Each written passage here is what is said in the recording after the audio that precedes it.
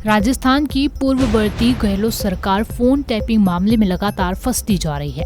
पूर्व मुख्यमंत्री अशोक गहलोत की ओएसडी ने जब से फोन टैपिंग मामले का खुलासा किया है, उसी समय से बीजेपी सरकार कांग्रेस और पूर्व मुख्यमंत्री अशोक गहलोत को दबाव बनाने में लगी है। और सोशल मीडिया पर जिस तरह से कई वीडियो वायरल हो रहे हैं, जिनमें कहा गया कि वर्तमान मुख्यमंत्री भजनलाल शर्मा पूर्व मुख्यमंत्री अशोक गहलोत को जेल भेजने की तैयारी कर रहे हैं, इस पर कांग्रेस कड़ी प्रतिक्रिया देते हुए बीजेपी और सरकार को चेताया है।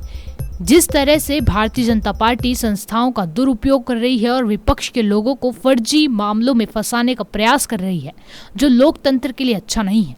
पार्टी के प्रवक्ता स्वर्णिम चतुर्वेदी ने कहा कि बीजेपी की केंद्र की सत्ता और राज्य की सत्ता विपक्ष को कमजोर करने के लिए लगातार झूठे आरोप लगाकर बिना किसी सबूत के नेताओं पर मुकदमे लिखकर जेल भेजने का काम कर रही है। ये लोकतंत्र के लिए अच्छी बात नहीं है।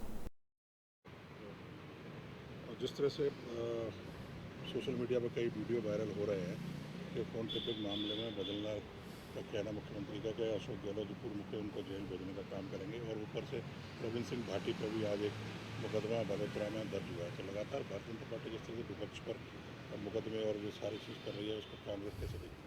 देखिए, भारतीय जनता पार्टी को सबसे पहले विपक्ष के नेताओं पर आरोप लगाने से की बजाय सबूत पेश करने चाहिए। जो सरकार में होता है उसको सबूत पेश करके और फिर अपनी बात रखनी चाहिए। जब तक कोई सबूत नहीं हो, इस तरह का नरगल आरोप लगाना ये बेईमानी होता है। केवल आप जनता को भ्रमित करने के लिए इस तरह की बातें करते हैं, ये उचित नहीं है। अगर सबूत हैं तो सबूत के साथ बात करें, उसके अलावा आपकी बातें सारी आरोप और बेईमानी के अलावा और कुछ नहीं है।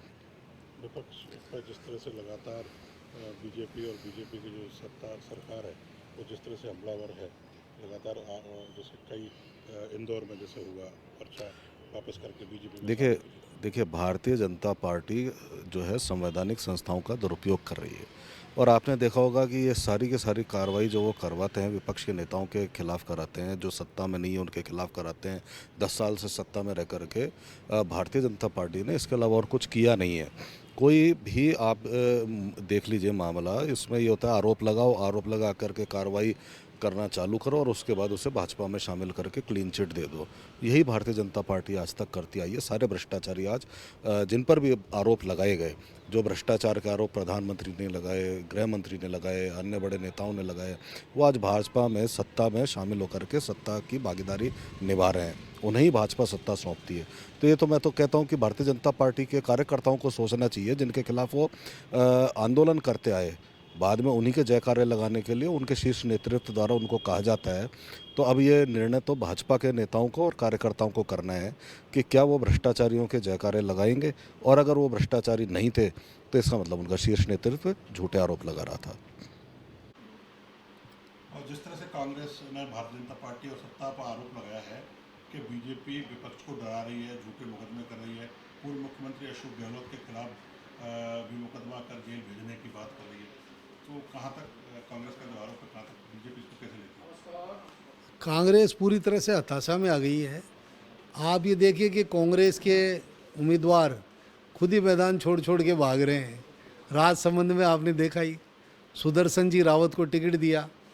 एक ज़माना था जब कांग्रेस के टिकट के लिए लोग केंद्रीय कार्यालयों में लाइनें लगाया करते थे, और अब कांग्रेस की ऐसी दुर्गति हो गई कि लोग कांग्रेस के मिले हुए टिकट को वापस लौटा रहे हैं।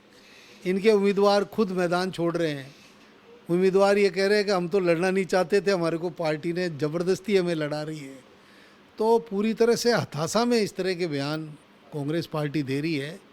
भारतीय जनता पार्टी लोकतांत्रिक तरीके से अपने चुनाव को लड़ रही है, और अगर कोई व्यक्ति अपराध करता है या किसी व्यक्ति के विरुद्ध कोई कानूनी प्रक्रिया जारी होती है तो वो एक एजेंसियों के काम है। वो एजेंसियां उन काम को अपने रूटीन में काम को कर रही है, इसलिए ये उनका आरोप सत्य नहीं है। तो कांग्रेस को कह रही है, कल रविंद्र सिंह भाटी के खिलाफ भी मुकदमा हो गया, तो एजेंसियां तो कह रही है बीजेपी की हैं, इसीलिए उनका दुरुपयोग कर रही है। ऐसा है, इस तरह के आरोप हमेशा चुनाव में लगते रहे हैं, और जो एजेंसियां हैं वो अपने हिसाब से काम करती है। अगर ये एजेंसियां हैं, वहाँ उनको ऐसा लगता है कि रविंद्र सिंह जी भाटी ने कोई किसी प्रकार से कानून की प्रक्रिया का उल्लंघन किया है, तो उनके खिलाफ कानूनी प्रक्रिया अपना रहे हैं। अब इसमें मैं समझता हूँ कि आचार संहिता लगी हुई है।